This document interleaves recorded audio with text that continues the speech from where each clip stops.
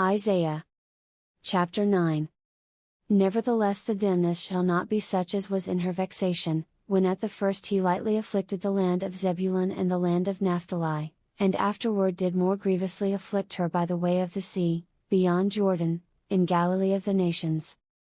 The people that walked in darkness have seen a great light, they that dwell in the land of the shadow of death, upon them hath the light shined.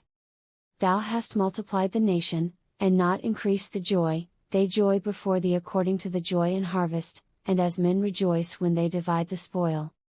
For thou hast broken the yoke of his burden, and the staff of his shoulder, the rod of his oppressor, as in the day of Midian. For every battle of the warrior is with confused noise, and garments rolled in blood, but this shall be with burning and fuel of fire. For unto us a child is born, unto us a son is given, and the government shall be upon his shoulder, and his name shall be called Wonderful, Counselor, the Mighty God, the Everlasting Father, the Prince of Peace. Of the increase of his government and peace there shall be no end, upon the throne of David, and upon his kingdom, to order it, and to establish it with judgment and with justice from henceforth even forever. The zeal of the Lord of hosts will perform this.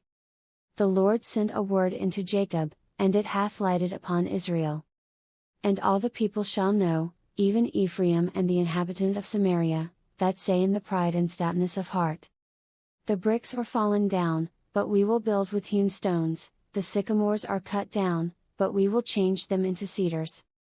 Therefore the Lord shall set up the adversaries of Rezin against him, and join his enemies together.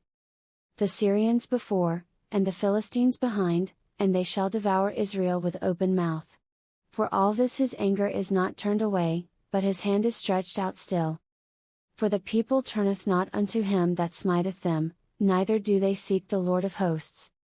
Therefore the Lord will cut off from Israel head and tail, branch and rush, in one day. The ancient and honorable, he is the head, and the prophet that teacheth lies, he is the tail. For the leaders of this people cause them to err, and they that are led of them are destroyed. Therefore the Lord shall have no joy in their young men, neither shall have mercy on their fatherless and widows, for every one is an hypocrite and an evildoer, and every mouth speaketh folly. For all this his anger is not turned away, but his hand is stretched out still.